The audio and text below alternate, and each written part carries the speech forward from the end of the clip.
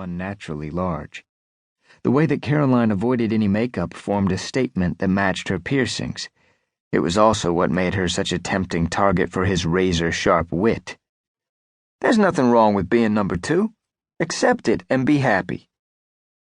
Caroline started to say something, but only issued a hiss from her lips as she shouldered past him and stormed out of the chamber. To Jamal's left, he heard Gary Charles's distinctive chuckle. "If eyes could kill, you'd be a smoking pile of ash right now. Don't be surprised if you feel her sticking pins in a little Jamal doll tonight." Turning to meet the heavy-set man's laughing blue eyes, Jamal shrugged with feigned innocence. "Apparently it was something I said. Or maybe she just doesn't like you." Jamal shook his head. "Life is hard at the top, looking down on all you little people who wish you could be me for a day." Again Gary laughed. "You're so full of shit. I'm going to laugh my ass off when someone knocks you off that pedestal." "Ain't happening." "We'll see," Gary said, raising his left eyebrow. "Hey, you want to swing by the pizza place before you head home?" "I would, but Jill will have dinner waiting." "Lucky man. Where'd you find a girlfriend who is that hot and cooks, too?" "Craigslist." Seeing Gary shake his head, Jamal continued. "Oh, I almost forgot. Jill's throwing me a surprise birthday party tomorrow night." "How's it a surprise if you already know about it?" "Because she thinks it is.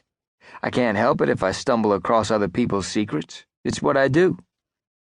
"I don't know how the hell she puts up with you." "Me either. So you coming?" Gary grinned. "Ask me next year when you're old enough to buy some beer. Jill's buying wine." "Gag." Jamal turned toward the exit, calling back over his shoulder as he walked out the door.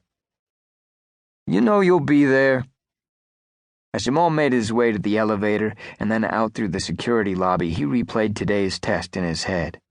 If the exercise had been designed to test the cyber warriors, he would now be sitting in an after-action review. But since its purpose had been to ring out the new equipment, the data had been automatically collected and would be reviewed by Dr. David Kurtz and his computer science team. That was fine with Jamal. It meant he would get to have dinner with Jill instead of having her watch him eat her reheated lasagna.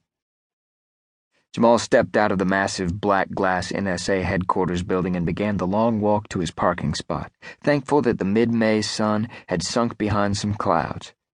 It wouldn't be right in his eyes as he drove from Fort Meade to the house he'd rented in Columbia, Maryland. With any luck at all, he'd be home right around sunset. Unfortunately, an accident kept him sitting in bumper-to-bumper traffic for an extra half hour, and he didn't pull into his driveway until 40 minutes past 8. When the garage door began rumbling upward on its tracks, something pulled Jamal out of his own thoughts. Normally, he had to concentrate to notice his physical surroundings. It was one of the oddities of his personality that made Jill laugh at him. But tonight, with purple twilight painting the western sky, Jamal found himself hesitating to pull forward into the garage. What was it that bothered him? Jill's car sat in its usual space on the right-hand side of the garage. The living room shutters were closed, but she had probably shut them to block the glare of the late afternoon sun and just hadn't gotten around to opening them again. A new thought occurred to Jamal. Perhaps Jill had a bit of a romantic surprise waiting for him on the eve of his 20th birthday. Something that involved candles, wine, and her long golden hair cascading down over a red lace negligee. If so, it wouldn't do to keep her waiting while he sat outside in the driveway.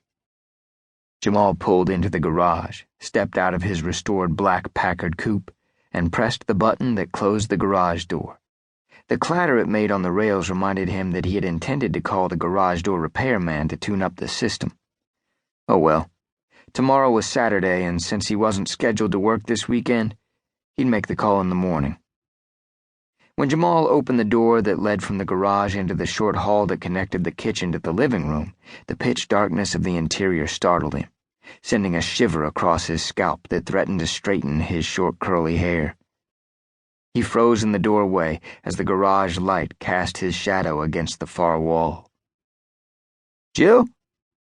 No answer, except for the dying vibrations of his voice and the sudden thunder of his pounding heart.